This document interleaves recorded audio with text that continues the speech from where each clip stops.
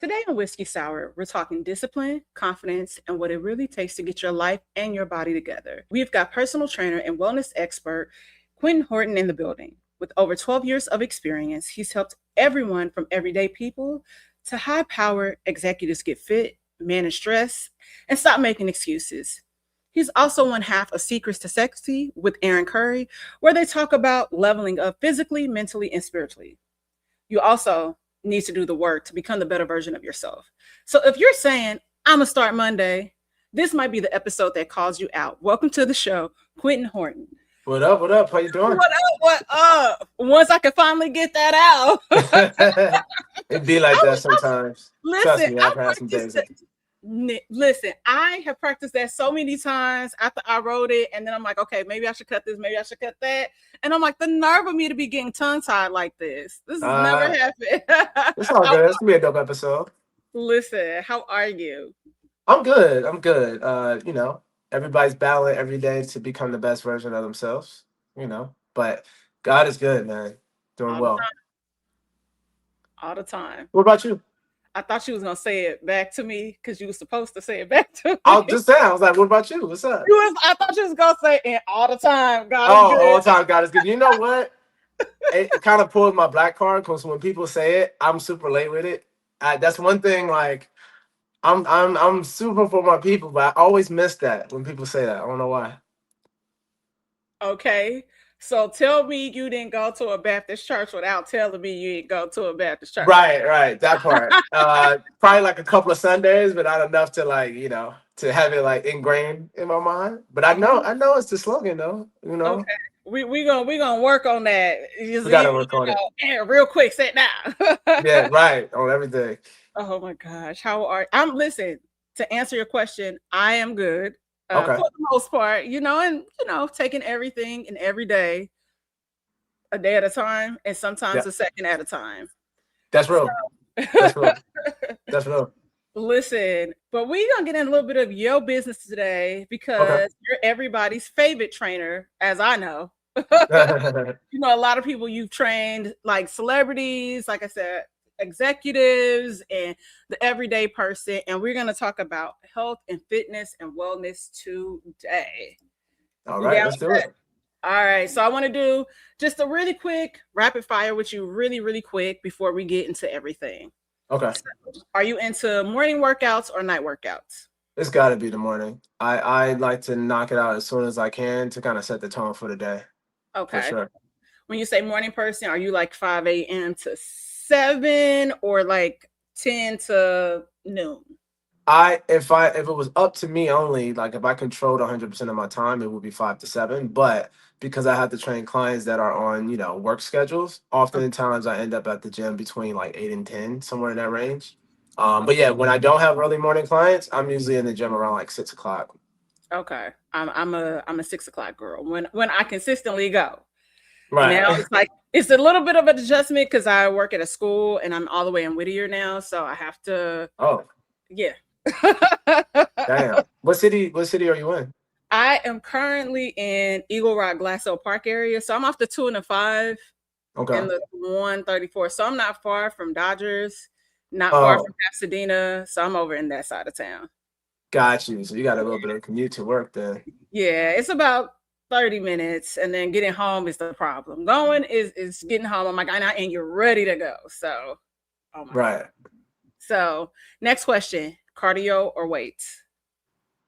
Honestly, if you want a real physique, it's got to be both. There is no choice. But if I had to choose for the general person, because most people battle obesity, I would say cardio. Okay. Cheat meals, necessary or overrated? I would say necessary because we're human. I think that when you try to take cheat meals away from the average person, they're going to end up binging anyway. We have a rebellious, flesh, so we need to scratch the itch a little bit, I love your honesty about that. One exercise everybody should be doing. I think one exercise that's funny because everybody hates it. Even when I say the word, they're like, oh, shit. But I feel like if you can do this, that means you're in at least decent shape. If you can do 15 burpees straight. I knew you was going to say that, and we're going to end the interview right there. You said it's like a curse word. It's yeah, because it's upper, lower, and cardio and core. That's why most people struggle with it because most people have a weak link. They usually either have weak upper body strength, or weak lower body strength, or weak core, or weak cardiovascular. If any one of those are weak, then you're not gonna be able to do them. So that's why if I just had to pick one move to see if somebody was pretty fit, I would like do 15 burpees. If you can do it, I believe that you're at least decently fit. You know. I got you for two. I got two. You gonna do installments? Listen, I could do two. Oh, we gonna have to work, my way up from there. But I The other two 13. confident. Okay. I confidently can do two because my God, I was like, I knew you were gonna say that. I knew Is it you were your gonna. upper body strength, lower body, core, or cardiovascular? I would probably say my core. My core is a little soft. Oh, so it's My hard for you to core, like have body little, control when you go down. it's the mid area. I've had a little pooch for forever, Mm. so don't. I feel a little judgment in No, that. I'm just saying, like a lot of people are battling with that. It's the last part to go. It's the Yeah, last part of body fat percentage that goes, before you get super super fit. yeah. I wish I have nice legs, arms, all of that. It's You just do something. actually. Yeah, you've always had Thank nice you, legs and friend. arms for sure. I love Yeah. I love my legs. So Do you yeah. feel like that made you complacent? Because this is what I see. I Okay. meet a lot of women that have nice bodies already, and Uh-huh. because they're like almost there, it's something in them that is like, you know what? I look better than average girl. I don't have to go that far and like get the super sick pack. I'll just leave it right. Do you feel like there's something like holding you back that makes you a little complacent because you have nice genes like already? Donuts. Oh, got you. It's a vice that you can't get rid of. It is sweets. I have a terrible sweet tooth. Uh, I know I can get rid of it because I did it years before where it was at least more tone, but I yeah. have a terrible sweet tooth. So that's if there's something surgically they can do to remove it from my taste buds and my mind, I'm good. So I could tell you two things I would tell my clients that like in the past that have had sweet tooths that helped a lot. And I get it every now and then too. And this is scientifically backed. There's two things. More than likely, you're probably dehydrated often and don't know it because the part of the brain that tells you you're dehydrated is very late. So what it'll do first is it'll say, yes, but maybe it's not that. Maybe you are hydrated. But if you get a really bad sweet tooth, oftentimes you're actually dehydrated. If you hydrate, say about almost a gallon or more a day for 3 or 4 days, you'll notice the sweet tooth will dissipate. okay. The second thing is it could be because you're not getting enough protein in your diet. Okay. So when there's not enough protein in your diet, your body said, "Well, let's go get some sugar and carbs because we need more energy and Okay. recovery." So I would say, if not the hydration, add more protein to your diet and watch how much less you want, sugary foods. Okay. That's okay. I'm gonna do that. Let's start. I'm saying. Listen. We not starting Monday. We Uh, back to back. yeah, I So know. Give yourself like 2 weeks or I'm, so. Get spiritually I might be prepared. gonna refill it, and then I already have my water over here sitting with the lemon. so, Okay, that's good. to keep the electrolytes and stuff to make me extra, Yeah, hydrated. So, next question: biggest turnoff, lack of discipline or lack of confidence? man, they're kind of tied together, to be honest. Okay. The reason why I say that is because, like, there's a lot of people, LA, that have fake confidence. They've done Okay. a good job being performative. They know how to pretend to be confident. But if you get to know them a little bit deeper, you'll find out they're not confident at all. They just do a good acting job. True confidence, the definition of confidence, if you look down the Latin root word, means to trust yourself. So confide means to trust, and the ada is yourself. So when you trust yourself, you can only trust yourself if you're disciplined, because discipline means that if I say I'm going to do it, I'm going to do it. So, right? So they're really in tangent with each other. Disciplined people naturally build confidence, I love So I think if you're not disciplined, but you're confident, that tells me you have an ego that protects you and is performative. But if you are disciplined, even if you're not outwardly confident, like going around doing, that doesn't mean you're not confident. It's just, I'm just not an extroverted person, but I'm very confident in who I am. So I think they're kind of one and the same, you I know. love it. I love it. I never thought about it from that perspective, but you are absolutely correct. Yeah. Um, one word to describe your training style. Training style, I would say informative. Well, you said one word. Damn. Yep. I would You I want would to take say it back? You spiritual. want to take it back? I would say spiritual because just like how we're talking about definitions of words, like once I define what discipline looks like for them on a spiritual level, because I talk about God a lot because fitness is a spiritual battle disguised as a physical one. It looks like it's just physical. Oh, I want a nice ass, I want a waistline, but really, in order to get to that point, the amount of spiritual discipline you have to hold it and maintain it, it's a spiritual battle. So I get real spiritual with people, and oftentimes the people that are less spiritual that don't actually believe in a higher power, those are the ones that fail. I've trained Oh, atheists before; they don't do well. They suck oh, actually, because they're depending on their own ability to do it, and it's like your own ability can only take you so far. damn. That's deep. That's like real deep. I Yeah, it gets deep. It's really mean, deep. well, I guess to elaborate, like expand upon that answer. I mean, what is it that you see in an atheist that someone that believes in like a higher power? Like, what is that? Is it like outside of them? Just okay, I'm trying to talk to myself and pep talk myself. Why do you think that there's a disconnect there?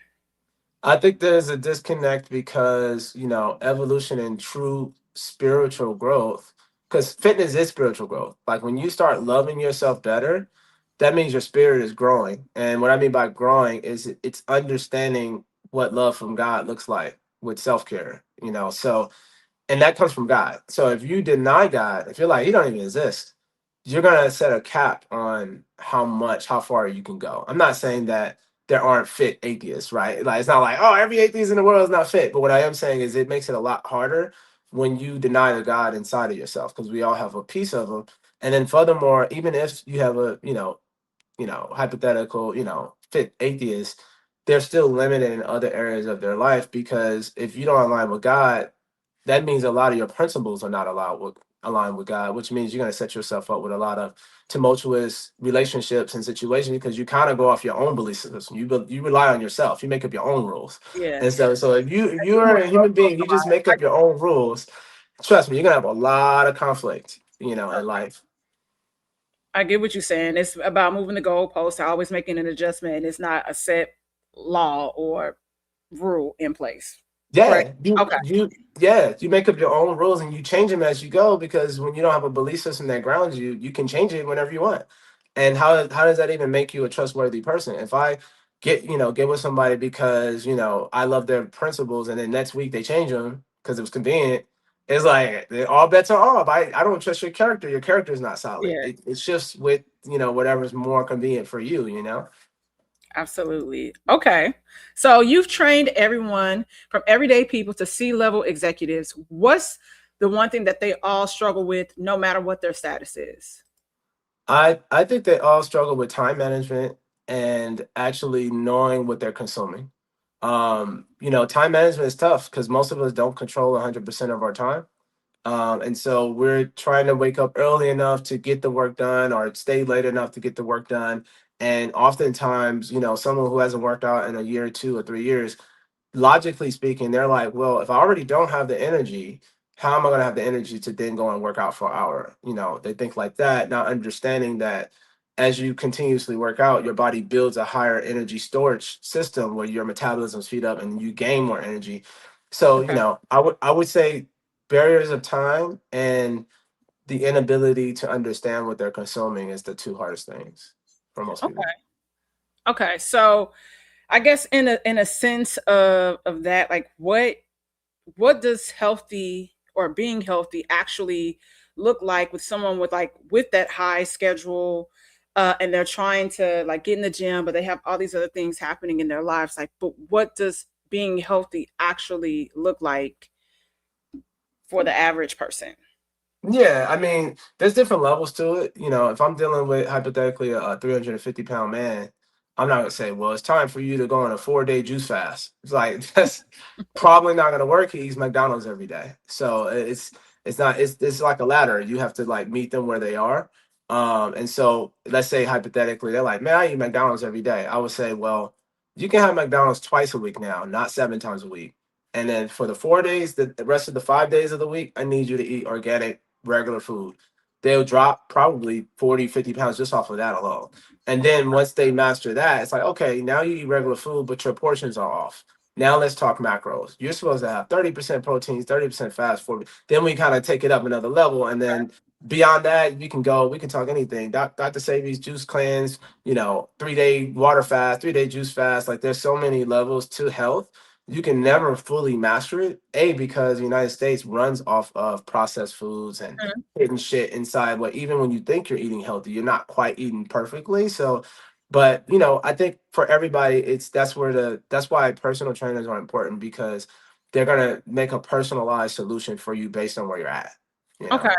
So if this is a woman that you're working with, what's the difference? Because our bodies are different and it Yeah. is easier for men to drop weight than it is women. What would be something like, what would you do? What would be the day to day, like kind of workout with one of your female clients? I mean, the major difference is carb control because men have more muscle mass and less Mhm. hormones that get in our way of like, dropping body fat and weight. So it just places more pressure on women to be efficient with their eating. They really need to eat as organically as possible, fruits and vegetables, stuff like that. Most, especially if you're a medium built type woman or a heavier set woman, you really don't need a whole lot of complex carbs like starches, so to speak. Fruits and vegetables does you fine, and then making sure you're getting enough protein. Most people I've seen over the years do not eat enough protein, and they eat way too much processed carbs, cookies, chips, donuts, and not to point you out, but like, yeah, these foods that are like fun foods, they're convenient. They're convenient. They're all over the place. You go to work, or somebody's birthday, they got a birthday cake. They have donuts and chips. They're like, everybody eat up, and they're celebrating over these foods that are technically killing you. But in a moment, it's fun, so you do it until you detach from what the rest of the world is doing and actually stay objective with what the goal is. But yeah, for a woman, it's more pressure to do that because you're battling with hormones, pregnancy, water weight, cycles, and all that stuff. So you gotta be extra good to compensate for some of these biological differences that men have. Okay, so I have a question. So you Sure. mentioned cycles. So I love that. I love that you're Mhm. aware. Are some of your workouts kind of tailored to our cycles? Because we have different stages and phases. Or do you kind of think about that? Or is it just like, I know, so if we're riding the crimson wave, our iron is low. Uh-huh. So it can prevent cause us to be like very lethargic, nauseous, lack energy. So how would a workout be tailored to something like that? Then you have the luteal stage. Then we're in ovulation. It's crazy. I mean, our Yeah, hormones it's true.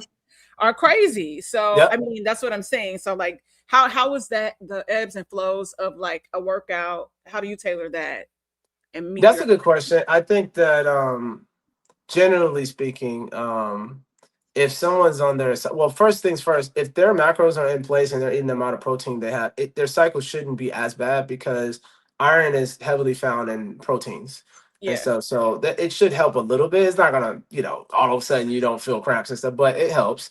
yeah, But if it's a cycle week, honestly, the only thing I can do is empathize and be compassionate. I can't be like, well, you should be able to do such and such because every woman's cycle is different. yeah, Some women have a cycle for 2 days and they're straight. Some women like they're terrible for 4 days straight and they're like nauseous and going through it. So because I can't really judge that, I can't create a one size fit all solution. I'm more like, what do you have? Can we do this? Are you able to do this? Like, because I do feel like 1 week is not gonna make or break, their fitness journey. They've been dealing with that 1 week their whole life. So I feel it's more so about like, what are you doing to mitigate? Because sometimes, during a cycle, it's easy to like binge or like eat crazy foods.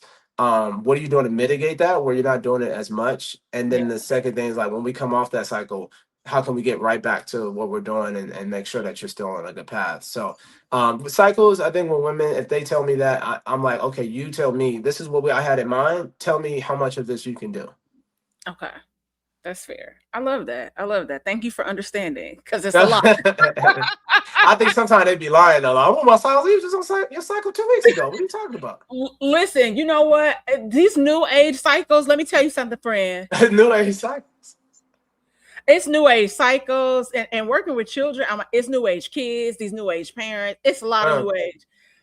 And as your body, as we get older, your body starts to change. Your body changes every 5 to 7 years anyway. uh-huh. And so one thing that has recently started to happen to me this year is I would typically get cramps. I get cramps in my lower back that feel like contractions. Oh, wow. I would get cramps, kind of like a little bit like a little pinch or something like a week or so out. And so I would take a little bit of medicine and then I'm good. By the time my cycle shows up, I'm really not in a lot of pain because I'm ahead of it. Baby, Right. don't do nothing now. You don't get no water now? Listen, no pain, no relief, nothing. I have been sitting on a heat pad for 2 days. And Damn. I'm like, Jesus, please take the wheel. And so I'm like, okay, what can I do holistically to help this? Because I don't want to consistently have to take medicine, it disrupt your the lining in your stomach. So Yeah. I'm like, okay, let me start like investing in raspberry tea. Let's see how this goes. So I'll let you know. Uh-huh.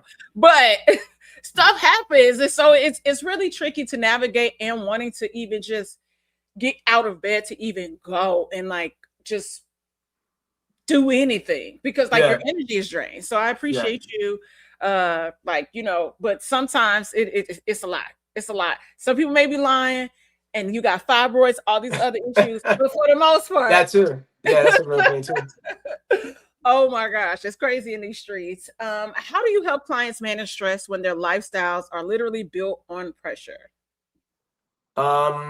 Lifestyle management, to be honest. I think that Okay. like my business didn't go to the next level until I realized like if I don't play a hand in how they manage their lifestyle, I won't have any retention to begin with because most people don't wake up and say, "Hey, I want to be out of shape. I want to look crazy." Like they're not like, "I want to just not take care of myself." It's usually a mismanagement of their lifestyle. And so the information of like what they're causing their body to go through by not working out, like explaining the dangers of that, and then also explaining the benefits of like how quickly they can turn it around. Because I do think people think, man, this is gonna take forever. I got 80 pounds to lose. I've helped the client, a few clients drop, 50, 60, 70 pounds in 5, 6 months. And Oh, so it doesn't take that long when there's 100% buy-in. If you're bought in, you're like, I'm gonna do everything you told me to do, you can drop 50 pounds in 4 or 5 months. It really kind of it'll fall off because your body doesn't want to hold on to extra weight. It actually wants to get rid of it. You just keep putting shit back into it to make it not go away. So, but I say all that to say, with a high pressure, person, it's more like evaluating like how do you spend your time? What are you prioritizing, and why is there so much pressure?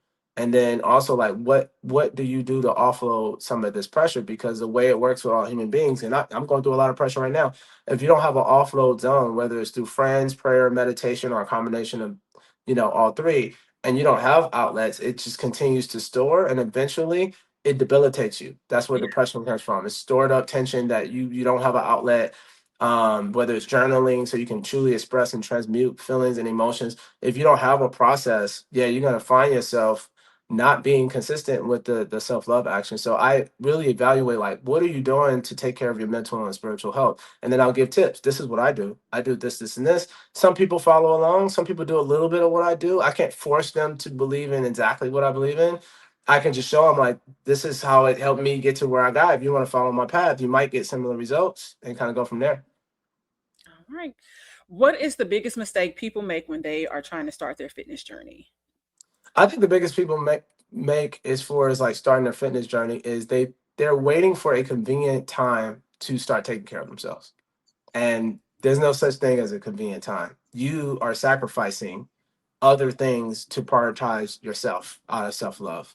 Everything great comes out of sacrifice. So you can't say like when things open up and my schedule open up and then my kids are out of town, then that's when I'm going to start working out. Guess what? That might be true. You might work out for 2 or 3 weeks because it's convenient for you. But what about when life returns back to normal? Like, are you going to stop because it's not convenient anymore? Fitness and self-care is not about convenience. We live in a country that wants us to get sick. The whole country runs off of hoping you get sick. So you got to understand the cards are stacked against you. You have to be strong enough to say, no, I'm not going to McDonald's today, actually. I know what's in there. There's human DNA in that shit. I'm not, you don't have to, What? I'm telling you. It gets crazy. Wait, back up. I'm sorry. You said there's human DNA in McDonald's. Yeah, there's rumors that What? with the Epstein files that they were grinding people up and putting them in the meats of McDonald's. Now I don't know for a fact if that's true, but there are speculations that they've been testing the meat and they're finding human DNA inside of the meat of McDonald's food. Well, I haven't had a McDonald's burger, anything. I don't even know. I can't tell you. Okay, I I'm missed that. just saying. I missed that. So, But let's say this though. Okay, let's okay. say that's not happening, quote unquote. How are burgers that have to be packaged, marketed, put into bags, the design on the logo and all that stuff, how are you getting this burger that's been marketed around the world billions of dollars for $2.99? Like, how is it still that cheap throughout all of inflation? Inflation is coming, but for some reason you're still just $3. There's something that has to not be real about this. It can't Yeah, just I just be figured a actual. lot of like bioengineered products. I didn't think uh Hmm. human products. I just think about things like that when it comes to certain price points like that. But it's also, I think about, you travel, so I think about food here versus how it is in, Mexico or overseas, because they always say Americans get sick when they travel a lot, Yeah. or people that travel here, they get sick because there's so much filth in our food and crap. And oh my god, the best eggs of my life were in Cuba, and they Oh, got to nice. leave, because they leave their eggs out. We don't even have whatever that preserved, whatever they put in the eggs, like our chickens. Now our eggs have to be chilled unless you have your own chickens or whatever. And I think about how food tasted even in Cuba, in Europe. And I remember in Paris, I'm like, I just want to try it and see. You know, got chicken nuggets and fries when I was in college. And I was like, oh my God, this is actually good. This Yeah. doesn't taste, because it's illegal. Right. And Some of those preservatives and chemicals are illegal yes. out there. Yeah. And so even now, like learning more about, so like things that we put in our body and trying to be conscientious of it, trying to reset your body. I started making my own vanilla syrup for my coffee, Okay. and super easy. And you can add oat milk or whatever you prefer, but it's just super easy because they don't even sell coffee mate. It's illegal. Damn. They don't I sell need to good. cut out coffee, man. I put a very little amount, but I know it's not real. I know it's bad for you. I know it's They terrible for you, actually. Yeah, it's apparently so. And I'm just like, oh wow, so let me figure this out. I'm about to And cut then that out. I would say one of the things that I've learned too is a lot of stuff really isn't as complicated to make. It is just like we said, the time, getting Yep. up, getting the energy to do it. Because Hmm. once I figured out, okay, here's the 1-to-1 ratio, I can do this with vanilla paste, which you have to read everything, even if it says it's organic, because if it says Right. naturally flavored, that's not necessarily Uh, naturally flavored. Naturally organic products will still sometimes have gum and other fillers in it. yep. So you have to Yep. read everything. And I think about that, like, how do I feel after I eat certain things or when I drink certain things? Yeah. So that helps as well. Like, okay, I can't eat this. I don't like how I feel after. Hmm. And with sugar, and having a sweet tooth, I noticed that I'm an Aquarius, so and I everyone knows this. So please stay with me, Q. Okay. I got you. I got you. I'm in my head all the time. I overthink. I procrastinate sometimes. I want things to be perfect. And what happens when I consume too much sugar, like my mind starts to like do something like weird. And I'm like, okay, I don't like this. And I noticed as I slowly started to cut out sugar and would have it occasionally, but where if I'm not having processed sugar, white sugar every day, the anxiety, the depression, all of that sort of dissipates. Got you. Got you. You're like, okay, wait, what did you have to listen? I'm No, like, no, that's a real thing. I'm gonna get us there. It's a real thing. No, that's a real thing. I already know what you're talking about. It's a real thing. Yeah. Yeah. So I think it, like you saying the whole thing about human DNA, I'm like, what the hell? So like, who else do I need to cut out of my life? Who else do I need to cut? I'm telling you. It really is like just specifically in the United States where you have to question everything you consume because they have the least amount of integrity when it comes to actually having the FDA is supposed to be the checking system for that, but you can pay them off and they'll let you do anything. You Yeah. know, I saw a episode on 2020 where a guy made a supplement. He put cyanide inside of the protein shake, whatever he's making, and he was like, "I'm gonna take it to somebody at FDA and I'm gonna see if they approve it."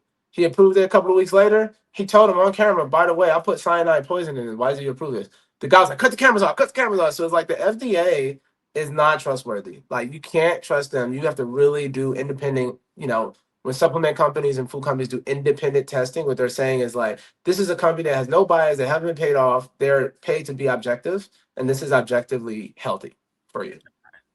Whew.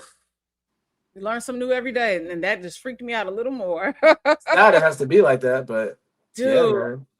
so what separates people who actually stay consistent from those who fall off after about 2 or 3 weeks?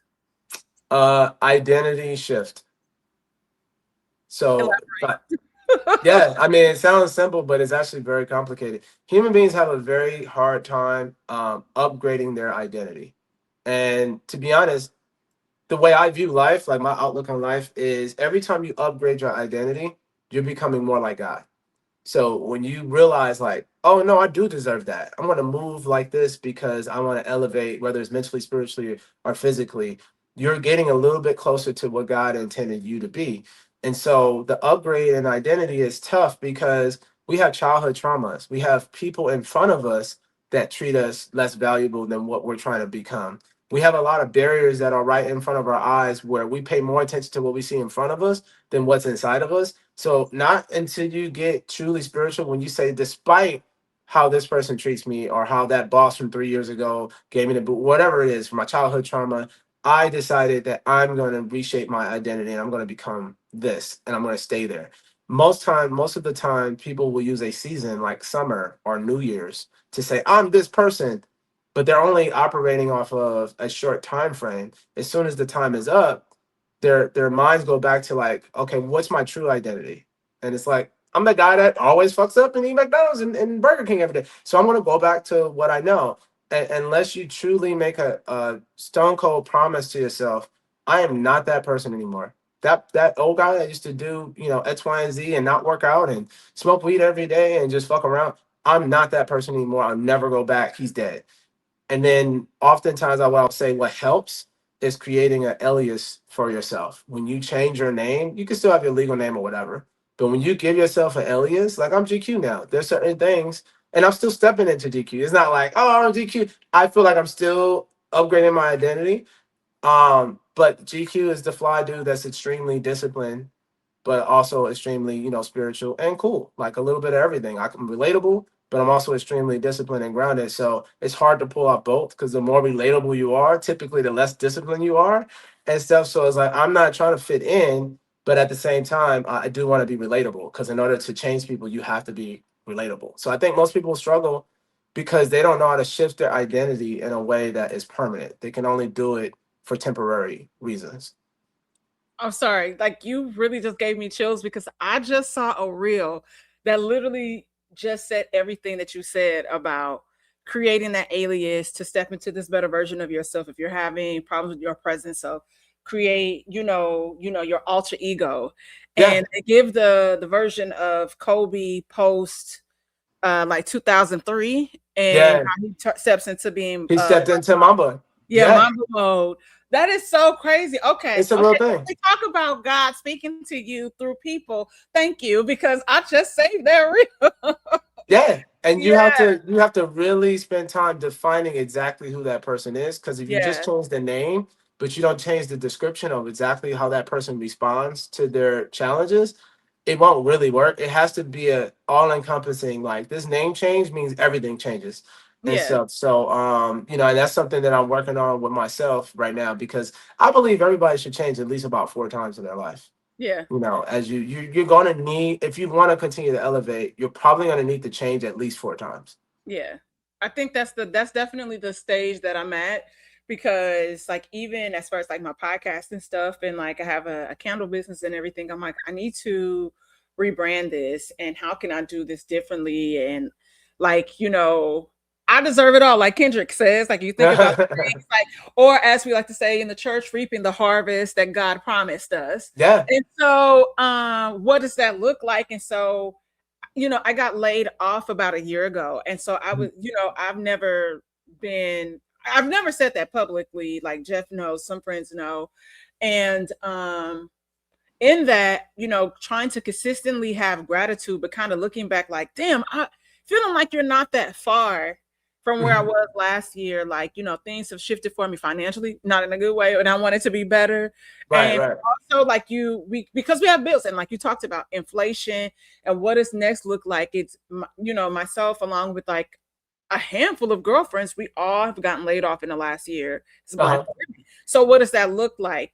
And so I took a look over my life for the past year, and I was like, damn, like I have so much to be grateful for. I've done a lot of stuff.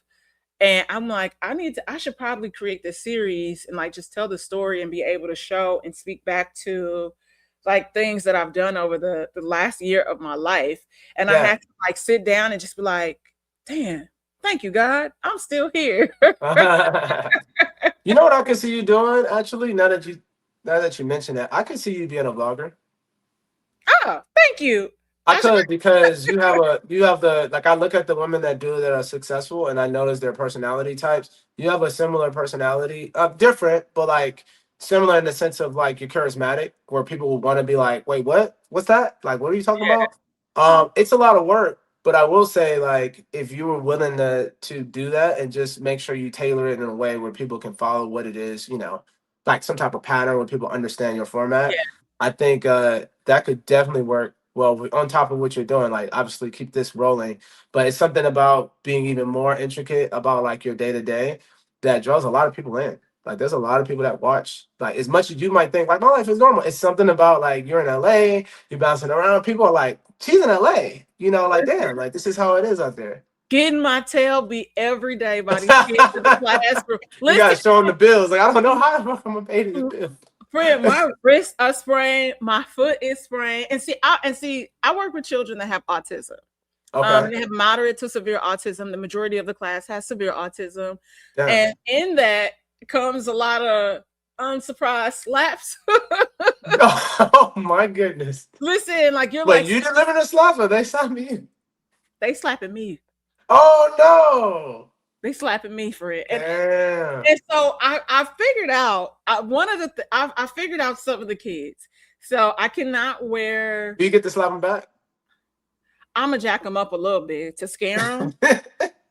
But you really not supposed to. But I'm gonna jack them up a little bit just to like my key instant like primal reaction is as soon as the slap touches, it returns times 3. Like before I can even think. I have figured out certain behaviors, and so if you figure out their behaviors, you know what's coming. Got you. So for example, we have a set of siblings in the class. One is in TK, one is in kindergarten.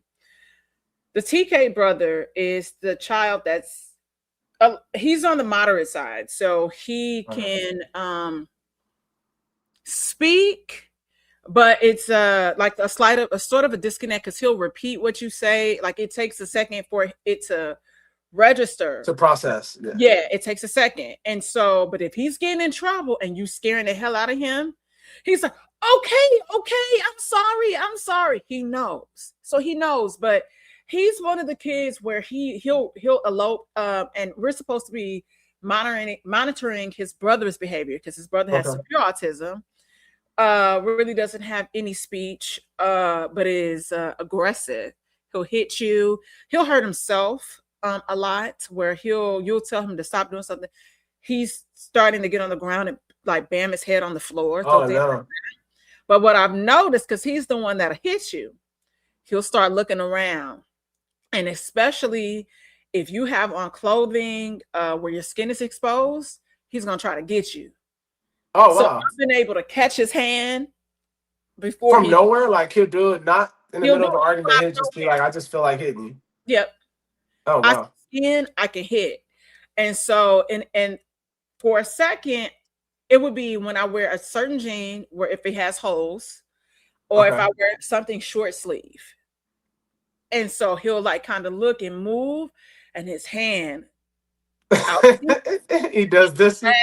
Yes, and he's trying. I'm like, I think he thinks this is a game. I'm about to pinch him back. So it's like it's trying to stay ahead of it. You can't always do that with each kid, but we have now we got some dividers that I purchased on Facebook Marketplace where they can't climb over them. We block off the classroom in a certain way where you have to stay in this area, which has been a win for us. But these Okay. kids will get you because that little brother, he gonna drop and he heavy. So Um, I have the risk that I'm like, I'm not doing this when I go back. Boundary. We go that's back to real. school next week. Boundary. I will not be picking him up or anything. He drops. He has to drop. How old I'm. is he? He's like 5. Oh, okay. They're young kids. Okay. They're young kids, TK and kindergarten. And I think these new age parents, because gentle parenting, Yep. I uh, already knew. I already figured. is a thing. And the general education kids are just as bad as my classroom. And our class is actually a little more disciplined because a lot of the things that we do are patterns, repetition, so they can understand. Yeah. But people don't discipline their children anymore. Mm. And some of the parents in our classroom, one, use us as babysitters. Two, don't think that their children will understand. And it's like, no, you have to implement the behaviors at home so we can work together. Yes. Yes. So pray for me. Because they're making it so much harder for you guys. They I make think it so much I could harder. be wrong because I haven't studied autism, but I feel like Asperger's would translate through autistic children too. I think they'd be like, "Oh, I'm gonna get Asperger's if I do this." Like if I Yeah. continue that.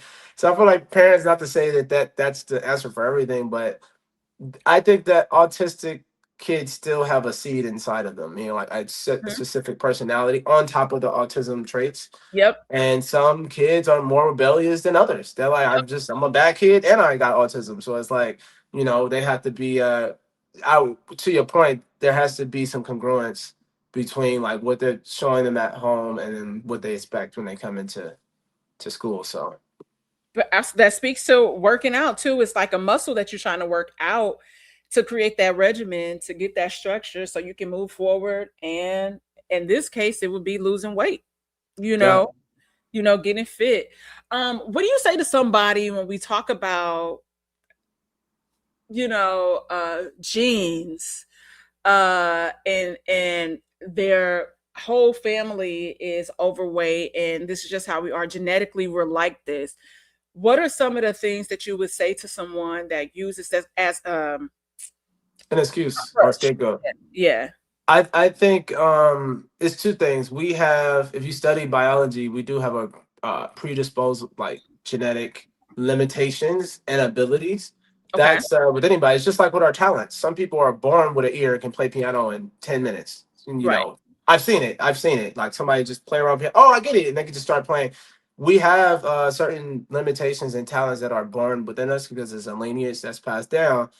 I think where people go wrong is you're you can't like quit on yourself because you have a limitation that's maybe more limited than most people around you, right? So if that was the case, then all black people should quit because we've been brought into a country where we were meant to be slaves and oppressed. And I think that we're just not getting over that hump where we're like, okay, we see the fact that racism exists and oppression exists and it's continued to evolve in different ways, but we're not gonna use that. It's a barrier, but it's not an excuse. Right. Because I still need to become wealthy and I still need to take care of my family. So I'll look at the barrier, I'll accept the challenge, and I'll still get there. Which is why, thus the term, Black excellence was created. Because like when you get to a certain level that, certain white elites are at and you got there, you work twice as hard, maybe 3 times as hard to get there. And that's why it's like, no, you're special because you had way more barriers to entry than that person had. But I say I like to say same thing with your genetics. I have certain genetic limitations. Most of the people on my father's side, hypertension, diabetes, obese, the whole thing. I looked at it, I observed it, I didn't like how they felt. They would complain all the time. My knees hurt, my back hurt, my this, my that. I was like, I don't want to be that. I don't want to be like y'all. So what do I need to do? All right, well, I'll start working out. I'll play basketball. I'll eat healthy. And eventually I started like looking, at the nutrition facts in the back. I thought Sunny Delight was real orange juice. And I, and I was like, I really did. Growing up in college, I was like, that's orange juice. And I turned that shit around. I said 2% juice. I was like, what the fuck is the rest of it? What else Yeah. is it? Yeah. And Yeah. I'm like, it's just loaded with sugar and And think stuff. about how they give that to kids, Yeah. like every day. And like I said, I'm reading the stuff that they're giving these kids at school, and I'm just like, so where's the coalition? How do we push back against this? Because this is junk.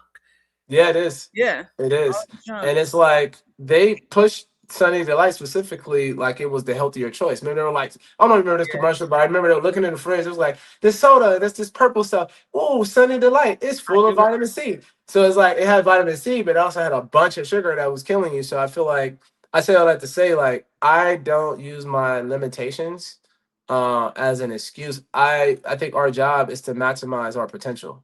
Whatever that is. As long as you're maximizing your potential mentally, physically, spiritually, God didn't make you wrong. Like he didn't accidentally make you like heavy or sad. Like he said, I gave you exactly what you need. It's your job to develop it and stuff. So See, I that's how I feel. Listen, I'm sorry to cut you off, yeah, but this is how I feel about the whole thing and me and my butt, right? yeah, Because I was like, God, like gave me less, gave me this, all this stuff. He said, "You got work for that ass, though, girl." yeah, Like, yeah. Jury free. I mean, I will say black women usually have more, you still have more, like glutes and ass than most thank, thank other you. cultures, but it's hyper competitive in the black community because we got the best of the best in the world. So I can get how you can look and be like, damn, I'm still behind because look at that. Like, look at Megan Thee Stallion for Christ's sakes. Listen, So I I'm like, think, oh, listen. He said he poured extra sprinkles on me, right? Like I feel like that. Like I firmly believe that. But we talk about I'm my own hype man. I hype myself. This is how I was raised. My mom was really big on instilling confidence in my sisters and I, like when we uh-huh. were little kids. And so I'm not arrogant. I'm just confident, but it's also the God in me, but I also know the reality and I got that extra zhuzh. But I'm like, okay, God, I see you. You got jokes. It's uh, okay. You got to do the squat, sis. I mean, yeah, I mean, most people might have like a decent, black women might have a decent shape, but if you want to be elite, you got to be killing the gym, man. Like I see women, especially this new gym I go to, body's crazy. When I say crazy, I'm like, I didn't even know it was that many women that fit in LA like that. But they're so disciplined. They're in there for like an hour to 2 hours, focused workouts, and it's admirable. But I will say though, like I understand a woman's plight because I've met like hyper attractive women that have had a different set of problems that come along with it. And what I mean by that is my theory is like the more attractive you are as a woman, the more likely you are to be deceived by men and women. Women will pretend to be your friend because they want some of your power. Ah, The so they're men like, will yeah, pretend to be your lover because they want some of that ass. yeah. it's Oh, just, what is it's, that a, it's called? more deceptive. Yeah, there's a particular term for that, and I see it a lot because there is discourse surrounding men and women, and so when you have like a light and somebody trying to take that from you, oh my God, I wish I could think of it because it's not a grifter, but it's there's a term for that, and I've seen that happen. I've kind of experienced it to a certain extent, Right, but right. it's also being able to recognize it and cut it off at, Yeah, like as soon as you recognize that. Whew, yeah, that's LA. That'll And that's not just LA. That's life. But I life. think the weird thing about LA, so when you talk about people in these physiques, you're like, okay, were they in the gym or did they get surgery and Well, now that they in part the too. gym? Because I'm like, and it's some Yeah, people I'm like, yeah. I mean, you usually you can tell, but I would say it's getting better and better where you have to look a little bit more. Like, wait, is it? And yeah. it's a gray area. Like, I don't condone cosmetic surgery, but I understand it. Like in the sense of like women's biggest burden is beauty. It's almost like it almost feels like if a woman is not beautiful, she's invisible. You know, Ooh, damn. Yeah. seriously, like if you're just an obese woman, like people will walk right. I've done it. Like just I didn't even see you were there. Like I just wasn't paying attention. But so I understand why cosmetic surgery became a thing because people just want to be seen. But I think it can go from one extreme to another where you hypersexualize yourself, and Yeah. then now you're getting nothing but sexual advances, and you're either you love it because maybe that's who you are, or you hate the attention, but you built your body in a way to get that attention. So why are you mad because now you're getting the attention that you built your body to be? It's kind of weird to me. But the second thing I'll say, on that topic, because I think it's very interesting, is what I experience a lot in LA is, hyper attractive fit women. The second battle they deal with is they do get a higher level of attention, a higher level of access and power. And what it can do is it spoils them. No person thinks in their mind, like, I want to go from the person that was putting me on a private jet and flying me out to a man that, works as a Nike manager that makes 85 grand a year. They don't want to go backwards. So once you've had that treatment, even though it was superficially created, meaning like it wasn't because he loved you, it's just because he wanted sex, Yeah. in their mind, they're like, well, this is the standard now. Like, if you want to be with me, like, you better be able to do what that last guy was able to do and stuff. Yeah. But one thing about real love that makes it tough is it holds you accountable to your character. And I think a lot of hyper attractive women, they're not usually held accountable to their character because the people are too busy being enamored by their beauty. And Yeah. that's where the disconnect comes into play. I think that's where the conversation also comes from. Sometimes people feel like or believe that women that are very attractive live like a certain lifestyle, or they're not as smart Hmm. as the day-to-day person, which isn't necessarily true. Not necessarily true. Not necessarily true, right? And or we've allowed, and my degree is in broadcasting, so Yes. from a media standpoint, I understand how the news cycle, social media manipulates our brain and has manipulated our brains, and so I've Yeah. had the luxury of figuring out a method to cut it off where it doesn't penetrate my real life. Like Hmm. it's fun, it's nice to share, parts of your life with people, but I've been able to curate that space where I still am able to have my own personal life, like where it doesn't Right. absorb me, right? But I think that, like, I know people that are so engulfed in that world where it's just like they live, sleep, breathe, eat it, and I'm like, you do anything else? Like, what else you have going on? But then you Right. see that, like, that's why there's like a disconnect, because people, to your point, they don't even know who they are without this. Right. And so Yeah. I think that there's this weird divide that happens amongst men and women when it comes to uh social networking, beauty, the standards, the requirements to date people. And what I tell men, what I tell women, know your role and just stay in your lane. Yep. And, Yeah. and if you have certain requirements, great. Don't even entertain the guy or lead him on that you would never even consider dating, because then we can stop red pill talk. Yeah. Man, True. you have to realize, True. if you want to play the game and you want to get this, you got to get in the gym. You got to Yeah. pay to play. I'm like, so what that requires. With this person that you want need. Okay, you don't have it right now. So are you going to complain online, or are you going to get in the gym? Hmm. Like, Yeah. there's an easy solution here, Yeah. but know your role and stay in your lane. And here's the thing: the gym is just to get in the game. Like Yeah, people think, like if I just get ass in the waistline, I can get anything I want. It's like no, it'll get you the look. Like it'll get you the look, and it'll get you in the game. But to stay in the game, eventually character is going to yeah, come into play, right? Like if you're unless you're dealing with a man with low self esteem that doesn't know any better, eventually he's going to evaluate your character. Are you honest, loyal, consistent, yeah, smart? Are you enhancing like where I'm going as far as my purpose? Are you holding me back? Eventually that's going to come into play. So it's like if you want sustainability on both sides, not just women, of course the way a man carries himself in his business and his physical body is the look. It's like, all right, now you got my attention.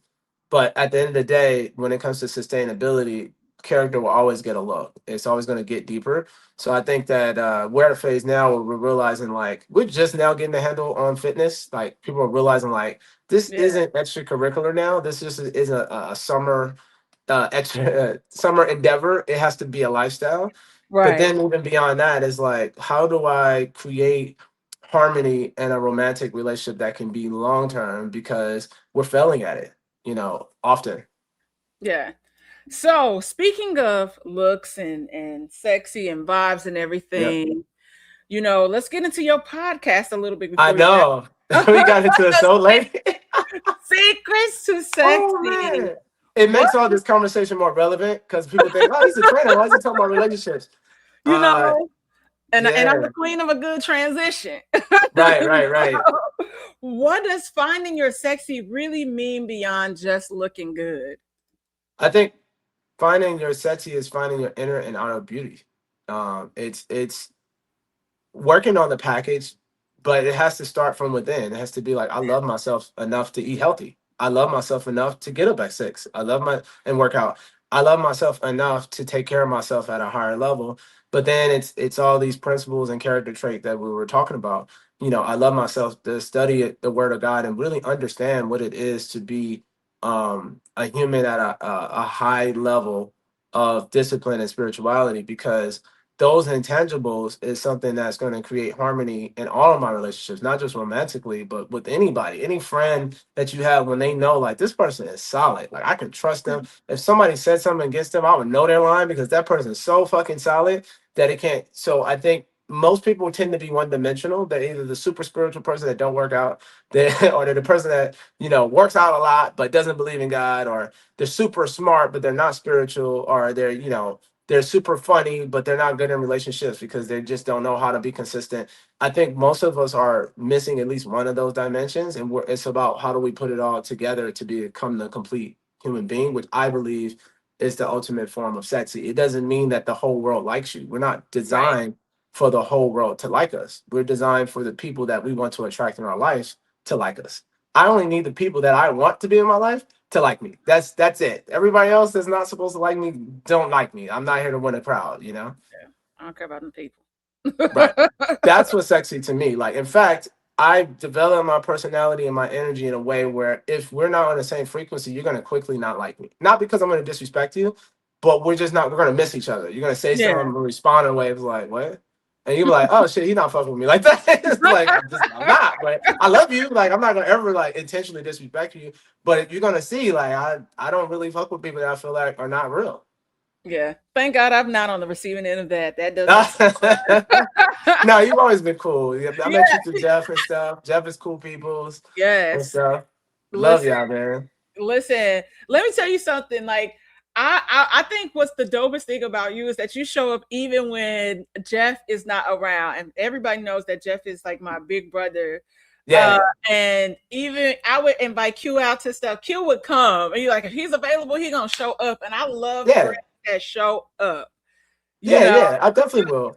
If I'm not like my plate is usually full, but if I could pop up, I'll pop up. yeah. What I've learned about you is that you're a friend that you have to tell stuff far enough in advance because your plate is full. Yeah, for sure. Definitely. More than ever. It wasn't always, if this was 3, 4 years ago, I had a little more flexibility, but as of late, like it's I used to think people were showing off when they were going to their calendar. Let me see the like I get it now. Like Yeah, it's that bad. the Like it's thing. like I don't really, if you ask me if I had time tomorrow, I wouldn't know. I would have to like look, check with my clients, check with my lady, check with my friends, and like am I missing something? Because I have a bad memory. But yeah, I do try to show up in moments for people so that they know I might not always be there, but I fuck with you. Like, so I'm gonna pop up to this, and we It's your good. birthdays. That's all that matters. Right, right. I can do the birthdays. I can do at least most birthdays. And he showed up for half birthdays because he showed up to my half birthday. Right, right. And then you had like a beach party or something. Was that for your birthday too? Yeah, oh, that was my half birthday. You Oh, had that's came what you to meant my by half birthday. birthday. Yeah, but you Like actually people came got to half my birthdays. birthday, and then you came to my half birthday. And you Right. probably, he's like, she just want to have a party. Yes, I do. Basically, yeah. I'm not mad at it, John. Listen, you got to celebrate your life, man. For Uh, real. what is something that people can do that would instantly upgrade their lives? I think that if you, and I'll just speak my truth because, you know, and I've experienced something in the past a year ago, I would say, almost a year ago to this day, that changed my life forever. Very supernatural. God stepped into my life and literally revealed, like, I'm here and stuff. So I have a different perspective because Okay. I'm a witness. I'm not like, I think God is real. No, I've had supernatural things happen to me that has proven, like, no, I'm here. I'm watching you and stuff. Okay. So I say all that to say, because I'm coming from that level of truth, it's like the first thing you could ever do when you really want to change is you have to sit down with God. You Yeah. know, you're supposed to be collaborating with God. God is tailoring your life, but He can only do as much as you're willing to be cooperative. A lot of times we're fighting against ourselves. Like we're doing things that does not work in the direction we say we want to go in. Mostly out of lack of awareness. It's not like we're trying to do it. We're just not aware enough to know like this isn't really what I want and stuff. Yeah. So I think that once we start to trust God and say, let me start making my decisions through God and work through God and give him a chance to show us how powerful he really is with cooperation. He's only as powerful as you cooperate. And so it's like, I can take you all the way to the top, but you got to go through me. You can't try to get there on your own. And as you can see, when people get to the top on their own, they end up like a Diddy, an R. Kelly, you know, even I'm not naming some other people, but let's just leave it there for now. You get there the wrong way, and then you fall hard. Like you fall all the way from the top of a 5-story building because you got there the wrong way. So for me, it's like my biggest fear is getting to the top the wrong way. I want to get there through God. So when I get there, I'm protected with the right people around me. And so I would say sit down and truly reflect with yourself, speak to God, trust Him, and give Him a chance to show Him who you really are. And Yeah. if you could do that and you stick to that consistently, he will reveal stuff you never thought possible. I Absolutely. guarantee it. And a key element there is the right people around you, because if you have people that you allow in your space to be honest, and that also keeps you grounded. And it's not that it's a humbling thing. It just makes it's the human you, and you are allowing God to use people to connect as Yep. well. And so that is often the disconnect when we see people like the people you name, because they're around yes men. Yep. Nobody tells Yep. them no. So that is a key important piece to that puzzle, having great people like myself, like Jeff, like your girlfriend, like AC, that are around you, that keep you kind of like It's afloat. a checking system. Yeah. We all need to be checked because Yeah. we can easily get caught up in ego or misperception. And you need to have a humble spirit in the sense of like you're willing to take feedback that might not feel good, but it's the truth. And so even with some of my enemies that I've had in the past, people that I didn't quite like, they've said stuff, and it's not that what it was is like sometimes having an enemy is the best thing that ever happened to you. You could learn things from your enemies that your friends would never tell you, Oh, right? Because they're not afraid to tell you what's wrong with you. They yeah. want to tell you, like, you think this, but you're really that. They Yeah. don't like you. So they're like, I'm not here to protect your family. I'm actually here to tear you down. Now, the calibration comes into play when you say, okay, this person's telling me this from a place of envy or jealousy or like maliciousness. But what percentage of what they're saying is true? Because not all of it is a lie. So what Yeah. I would do is deduct, okay, some of that is because you're a hater, but 30% of what you said is actually true. Mhm. So I'm gonna take that advice, even though I don't like you, because it's still true. And I think oftentimes what people do is they will completely dismiss whatever's going on when people give them feedback, even from friends, because they don't like the way it feels. And I think Yeah. you have to separate the emotion from whether or not it's true. I might be like, I didn't like the way you said that, but is it true though? Yeah, I think that's one thing that I have to always consider is the why. Like, Hmm. why did somebody say that?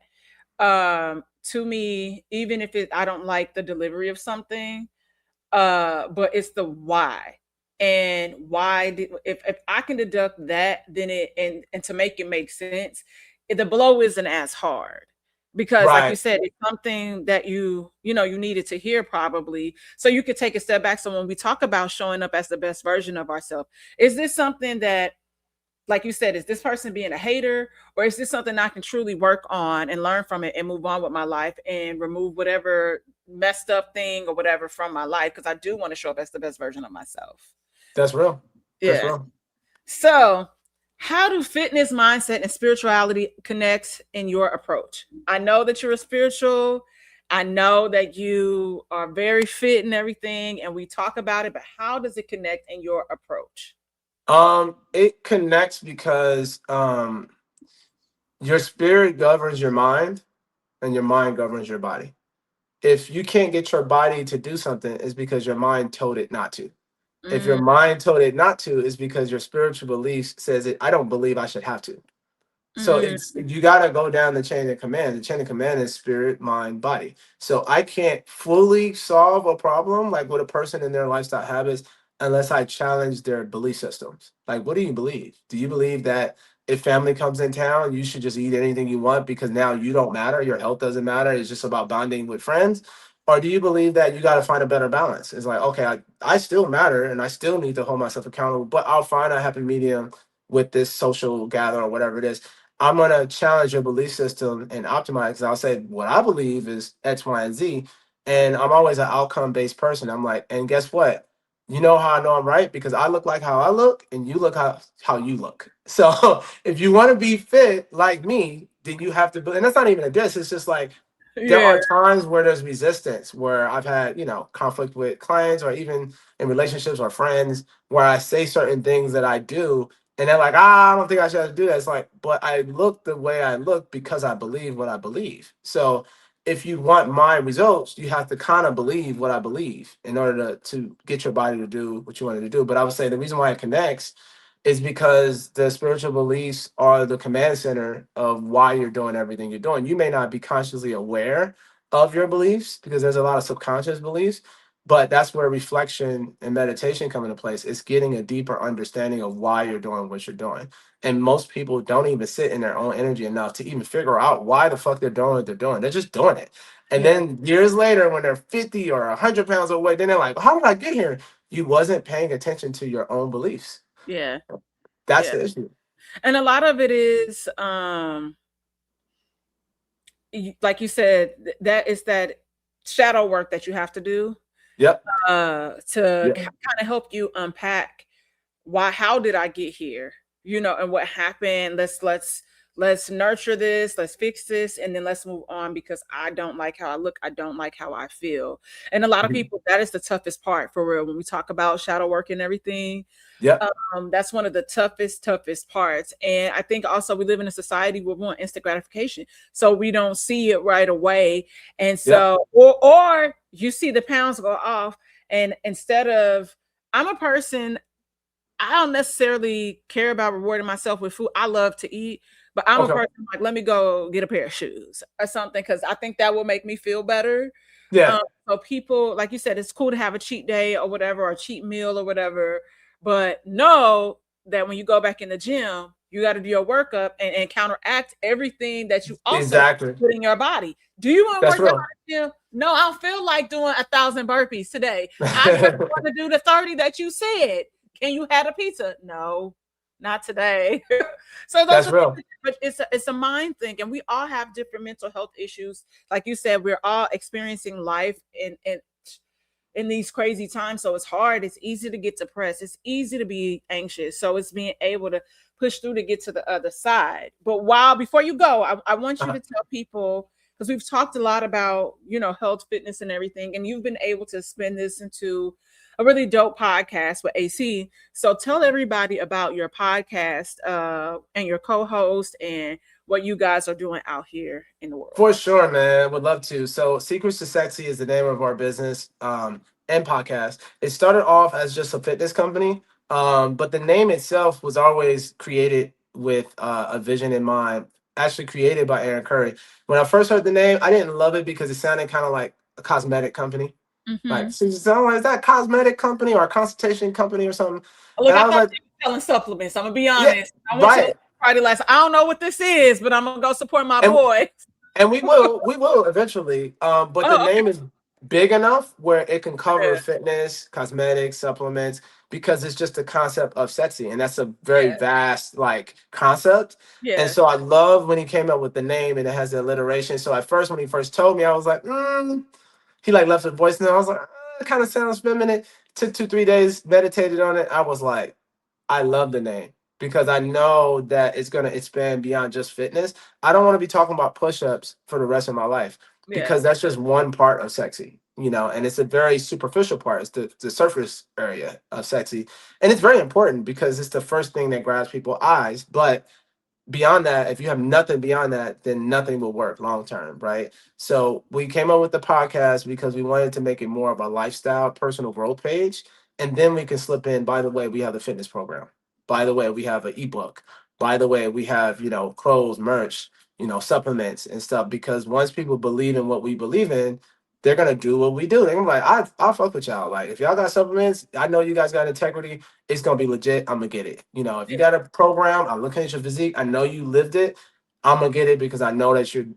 If you put a program together, it must be legitimate and stuff. So we came up with that concept. The podcast is about personal growth. We talk about everything from partnership to like loyalty and the concept of like self love and fitness, meditation, mental health. Like, why is it important? How to operate in relationships, how to operate in dating. All of these gray area concepts that we're trying to create definitions to. Granted, like we haven't mastered this. We're students on a journey. Who knows? We might revisit this 2 years later and have a whole different perspective on what that Yeah. is.